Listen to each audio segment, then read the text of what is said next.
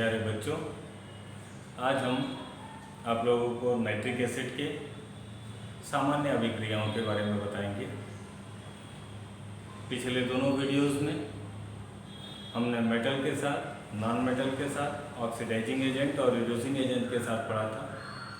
आज हम आपको इसके जनरल अभिक्रियाओं, सामान्य अभिक्रियाओं के बारे में बात करेंगे कि नाइट्रिक एसिड जो है जनरल कंडीशन में किस तरह से बिहेव करता है।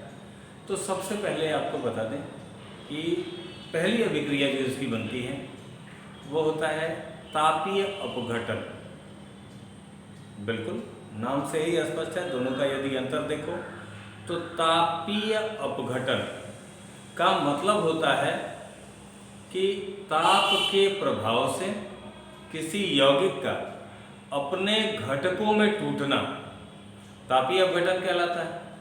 तो नाइट्रिक एसिड के साथ जो तापीय अपघटन इसका होता है वो एक तो सामान्य ताप पे और दूसरा होता है कि जब आप इसको गर्म करते हैं या प्रकाश की उपस्थिति में रखते हैं।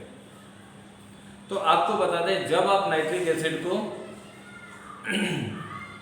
ऐसे खुला रख देते हैं, सामान्य ताप पे रखते हैं, तो यहाँ देखें ये नाइट्रिक एसिड नॉर्मल टेम्परेचर है, सामान्य ताप पे।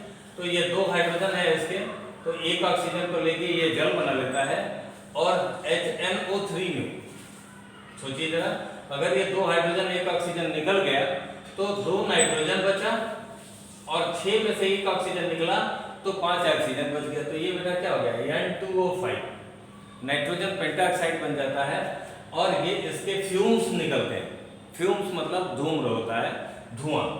तो N2O5 के साथ दो कंडीशन है कि ये लिक्विड की कंडीशन में जो है ये कोवेलेंट कंपाउंड होता है और आधुनिक विधि के द्वारा या एक्स-रे विश्लेषण के द्वारा ये ज्ञात किया गया है कि जब ये नाइट्रिक एसिड ठोस की अवस्था में होता है, ये ध्यान रखिएगा, ठोस की अवस्था में, उस परिस्थिति में ये आयनिक यौगिक होता है और N2O5 जो है NO2+ और NO3- में टूट जाता है।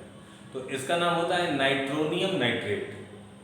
तो N2O5 के साथ जो विशेष कंडीशन है उसको ध्यान में रखना है कि N2O5 जो है लिक्विड की कंडीशन में सहसंयोजक होता है, जबकि सॉलिड की कंडीशन में ये क्रिस्टलाइन सॉलिड होता है और ये आयनिक कंपाउंड होता है। और फार्मूला क्या बनेगा इसका, NO2+ और NO3- और नाम क्या होगा बेटा इसका, नाइट्रोनियम नाइट्रेट। ये ध्यान से देखना है इसको, ठीक है। तो अगर सामान्य ताप है तो नाइट्रिक एसिड के डिकम्पोजिशन से डाइनाइट्रोजन पेंटाऑक्साइड बनता है और यदि आप इसको गर्म करें या प्रकाश की उपस्थिति में रख दें, गर्म कर दोगे तब भी और प्रकाश की उपस्थिति में रख दोगे तब भी, तो यहाँ देखें ये 4 नाइट्रिक एसिड के मॉलिक्यूल जो है ये जितना नाइट्रोजन होगा उतना नाइट्रोजन डाइऑक्साइड बन जाएगा। जितना नाइट्रोजन होगा उतना नाइट्रोजन डाइऑक्साइड बन जाएगा। और तो ये 4 नाइट्रोजन 4HNO3 में था तो 4NO2 बन गया और प्लस 2 हाइड्रोजन है तो कितना H2O बन जाएगा, 2H2O।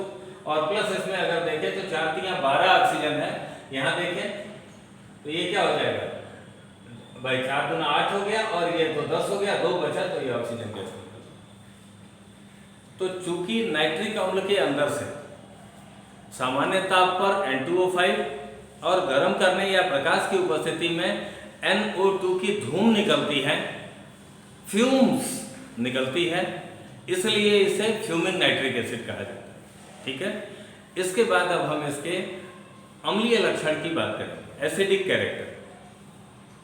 तो आपको यहाँ पे बता दें कि ऐसे यौगिक जो H+ आयन को डोनेट करते हैं वो एसिड कहलाते हैं।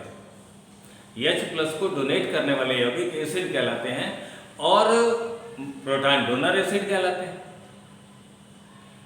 अब ये है एक चीज और हम आपको बताना चाहते हैं, यहाँ थोड़ा सा ध्यान से सुनना, कि किसी भी एसिड के अंदर जो H+ की नंबर होती है ना, जो एक्टिव हाइड्रोजन होते हैं, उसको उस एसिड की बेसिसिटी कहा जाता है, ठीक है।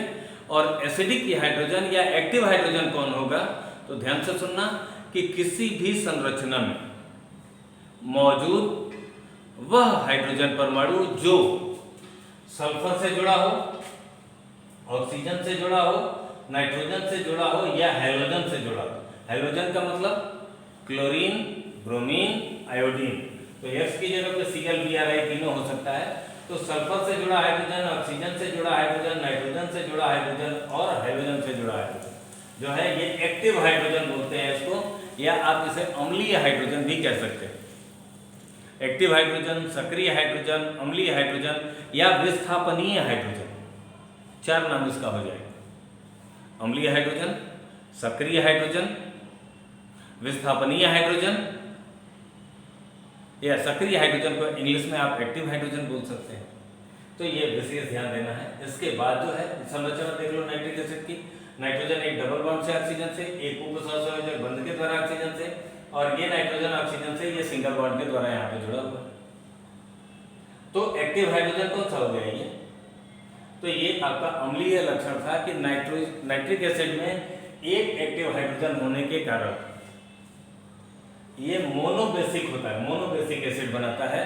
याद रखेंगे मोनोबेसिक एसिड, मोनोबेसिक एसिड बोलते हैं इसको। अब इसके रिएक्शंस क्या है? General reaction. तो ये मेटल ऑक्साइड से क्रिया करता है, मेटल हाइड्रोक्साइड से क्रिया करता है, मेटालिक कार्बोनेट से करता है और मेटालिक बाइकार्बोनेट से करता है। तो यहाँ ध्यान दें, HNO3 के डिकम्पोजिशन से क्या होगा? H प्लस NO3 माइनस होगा। बेस से कराना है NaOH, Na plus OH minus हो जाएगा।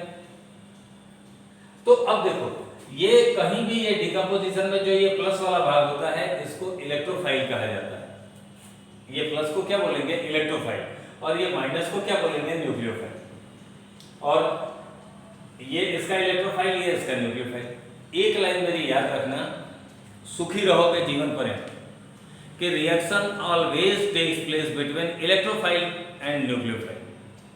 अर्थात एक का इलेक्ट्रोफाइल दूसरे के न्यूक्लियोफाइल से और दूसरे का न्यूक्लियोफाइल पहले के इलेक्ट्रोफाइल से, अभिकारक का अभिकर्मक से, अभिकर्मक का अभिकारक से, या रिएक्टेंट का इलेक्ट्रोफाइल रिएजेंट के न्यूक्लियोफाइल से, रिएजेंट का न्यूक्लियोफाइल रिएक्टेंट के इलेक्ट्रोफाइल से कांटेक्ट करता है कंपाउंड में। तो ये क्या हो गया?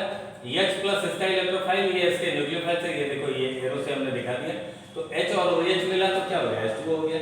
और NO3 है और Na है तो ये क्या हो जाएगा? NaNO3। चिली साल्टपेटर इसका नाम होता है, याद रखना। अभी मान लो KNO3, अगर मान लो KOH से करा दिए तो ये H प्लस NO3 माइनस, ये K प्लस OH माइनस, तो इसका प्लस इसका माइनस KNO3 बन जाएगा। यहां देख लें, ये KNO3, ये इंडियन साल्टपेटर हो जाएगा और प्लस क्या हो जाएगा? ये H2O। ये तो बना सकते हैं आप, या इसके जगह पे अगर आप चाहें तो आप कैल्शियम नाइट्रेट से, अगर कैल्शियम हाइड्रोक्साइड से कराते हैं। यहां देखो calcium hydroxide CaOH whole twice और प्लस 2HNO3 कर दें तो यहां नॉर्वे साल्टपेटर ये किसमें टूटेगा? 2H प्लस और NO3, ये माइनस, दो मॉलिक्यूल, दो आयन बन जाएंगे। ये हो जाएगा कैल्शियम Ca+2, क्योंकि क्षार धातुओं पे हमेशा +2 होता है, और ये 2OH माइनस। तो ये Ca जो है NO3 से मिला तो CaNO3 का होल ट्वाइस बन गया। इसको बोलते हैं नॉर्वे साल्टपेटर, नॉर्वे, NORWE, नॉर्वे, और नॉर्वे साल्टपेटर। और ये दो हाइड्रोजन, दो OH क्या बन जाएगा बेटा? 2H2O बन गया। तो ये ध्यान रखना है। तो इसको नोट कर लीजिए कि जब कैल्शियम हाइड्रोक्साइड से कराओगे HNO3 का तो कैल्शियम नाइट्रेट बन जाएगा, और इसको नॉर्वे साल्टपेटर बोलते हैं। ये सोडियम हाइड्रोक्साइड से कराएंगे तो चिली साल्टपेटर, अगर मान लो पोटेशियम हाइड्रोक्साइड से कराते हो इंडियन साल्टपेटर हो जाएगा। ये ध्यान रखना। अब इसको नोट करने के बाद ये मिटा दें आपको, ये ध्यान से देखिएगा, देखना बहुत जरूरी है, क्योंकि अगर ध्यान भटका तो ये गड़बड़ हो जाएगा। अब देखो यहाँ रिएक्शन विद मेटल कार्बोनेट, तो मेटल कार्बोनेट से अगर आप करते हैं तो ये देखो nitric acid plus sodium carbonate ले लिए, होगा क्या, HNO3 2H plus 2NO3 minus में टूटेगा और Na2CO3 बेटा 2Na प्लस और CO3 भी माइनस में।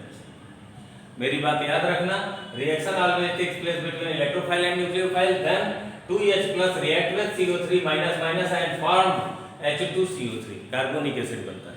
और ये 2NaNO3 से मिलता है तो सोडियम नाइट्रेट, ये चिली सैल्टपेटर आपका बन जाएगा। इसी प्रकार अगर आप बाइकार्बोनेट से करते हैं तो HNO3 NaHCO3 से सोडियम बाइकार्बोनेट से कराते हैं तो ये H प्लस NO3 माइनस बनता है, ये Na प्लस HCO3 माइनस, इसका इलेक्ट्रोफाइल इसके न्यूक्लियोफाइल से मिलेगा, इसका इलेक्ट्रोफाइल इसके न्यूक्लियोफाइल से मिलेगा, क्या बनेगा NaNO3 इंडियन सल्फेटर हो गया, सॉरी चिली सल्फेटर हो गया, और ये H और H CO3 माइनस, ये H2CO3 हो गया, कार्बोनिक एसिड बोलते हैं। ये टूट के आप H2CO3 की जगह पे H2O प्लस CO2 भी लिख सकते हैं क्योंकि ये डिकम्पोज हो जाता है H2O।